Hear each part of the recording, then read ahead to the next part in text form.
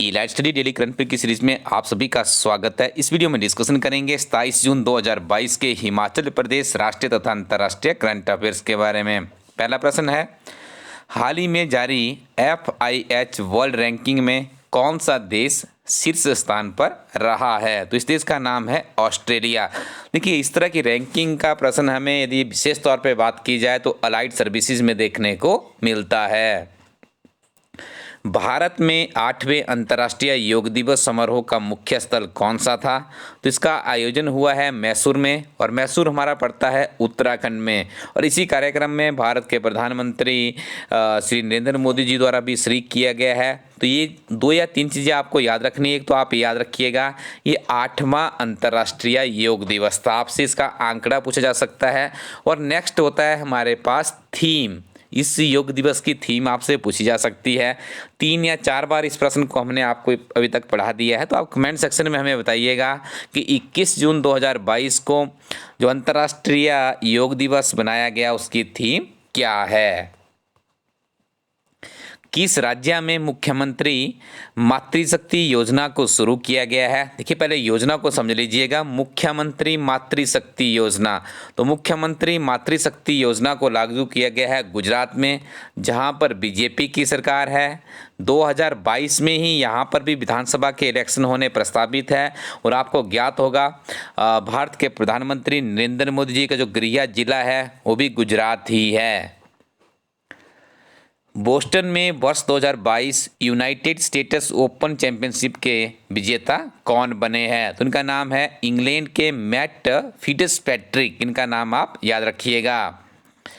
Montreal में formula 1 Canadian grand P के विजेता कौन बने हैं? तो उनका नाम है मैक्स वेरस्टैपेन। और याद रखिएगा, ये रेड बुल के साथ में जुड़े हुए हैं।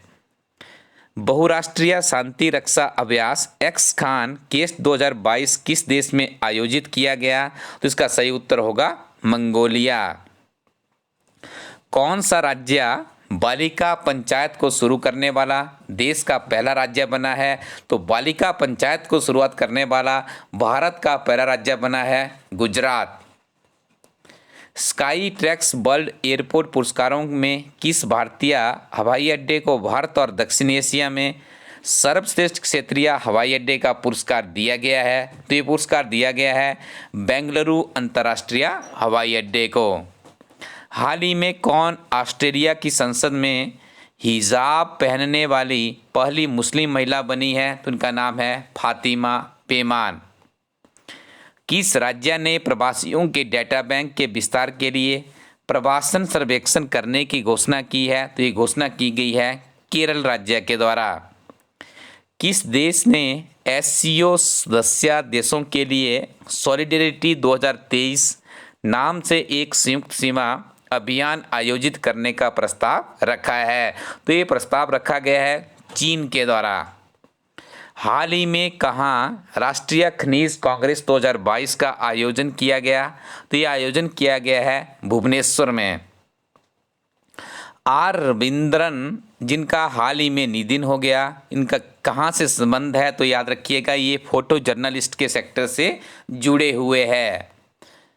आगे हम डिस्कशन करेंगे 27 जून 2022 के हिमाचल प्रदेश के करंट अफेयर्स के बारे में। पहला प्रश्न है, शतरंज ओलंपियाड के 44 70 की मिसाल रिले ग्रैंड मास्टर को शिमला में किसके द्वारा प्राप्त किया गया? तो माननीय मुख्यमंत्री जयराम ठाकुर जी के द्वारा जो शतरंज ओलंपिक की ये 44 70 की मिसाल थी, इसकी जो रिले ग्रैंड मास्टर था उसको रिसीव कर लिया गया। साथ में आपको याद रखना होगा, प्रधानमंत्री श्री नरेंद्र मोदी ने 19 जून 2022 को नई दिल्ली से इंदिरा गांधी स्टेडियम में शतरंज ओलंपियाड के मिसाल रिले का शुभारंभ किया है। इस मिसाल को चेन्नई के पास महाबलीपुरम में पहुंचने से पहले 40 दिनों की अवधि में 75 शहरों में से गुजारा जाएगा। 44वां जो ये शतरंज ओलंपियाड है 28 जुलाई से 10 अगस्त 2022 तक इसका जो आयोजन होगा वो कहाँ पर होगा? चेन्नई में होगा। देखिए, सारी चीज़ें आपको इसलिए बताई जा रही है, बहुत बड़ी बात है। यदि शतरंज ओलंपियाड का आयोजन भारत में हो रहा है और भारत में कहाँ पर हो रहा है ये भी आपको याद रखना है, चेन्नई में हो रहा है। और देखिए वर्ष 1927 से आयोजित इस प्रतियोगिता में मेज़बानी भारत को पहली बार और 30 साल बाद एशिया को मिली है। कितना बड़ा ये इवेंट है, इसकी समझ आपको अभी आई होगी। 1947 से आयोजित इस प्रतियोगिता का पहली बार भारत को मिला है और 30 साल बाद एशिया में ये होने जा रहा है। बहुत बड़ा इवेंट है, आप इसको लाइटली मत लीजिएगा।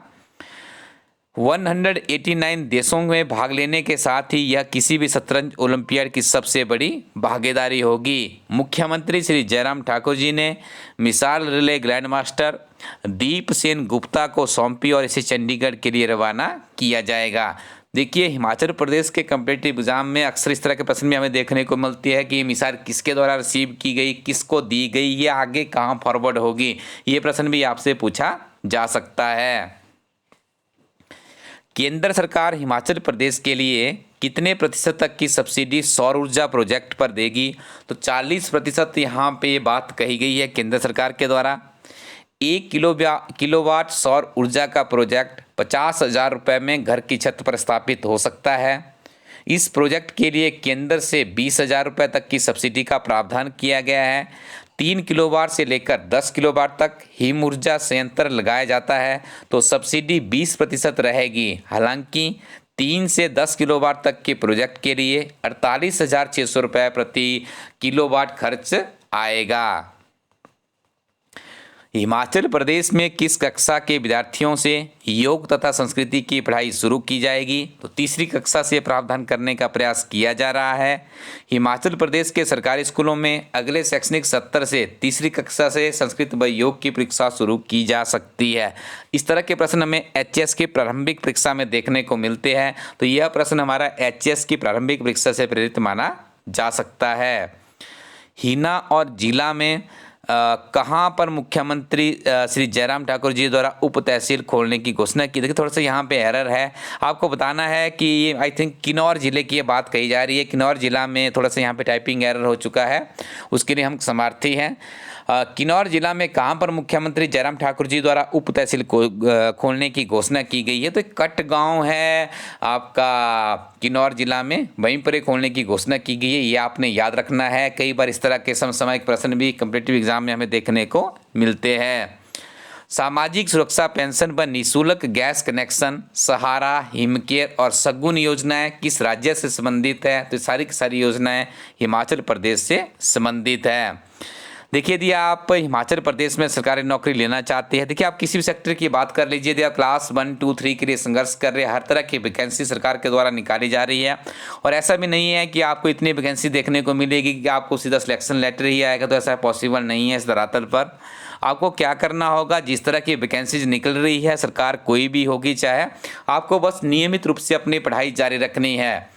आप अपने स्क्रीन में जो राउंड में देख रहे हैं एक वेबसाइट है जिसका नाम है elistudy.co.in। गूगल क्रोम में जाइएगा, सिंपली टाइप कीजिए eLiveStudy, उसके बाद एक वेबसाइट ओपन होगी। जब आप उस वेबसाइट को विजिट करेंगे तो आपको वहाँ पे कुछ ऐसी किताबें मिलेगी जिन किताबों को पढ़ के हिमाचल प्रदेश के हज़ारों की संख्या में विद्यार्थियों ने अपना करियर बनाया है। और उन किताबों को ऐसे अध्यापकों के द्वारा तैयार किया गया है जिन्होंने खुद उस तरह की एग्जामिनेशन को क्वालिफाई किया गया है। इन किताबों को ऑर्डर कीजिएगा। कोचिंग के ऊपर लाखों रुपए खर्च करने से अच्छा है कि आप अच्छी किताबों के साथ में नियमित रूप से आगे बढ़े। किताबें आपके जीवन की सच्ची साथी बन सकती है। तो इस वेबसाइट के माध्यम से आप ऑर्डर करेंगे और इलास्टडी टीम की बैकएंड टीम आपको इंडियन पोस्टल सर्विसेज के माध्यम से किताबें आपके घर पहुंचाने के लिए प्रतिबद्ध है। तो आप बने रहिएगा हमारे साथ में। Thank you very much. Keep watching इलास्टडी यूट्यूब चैनल।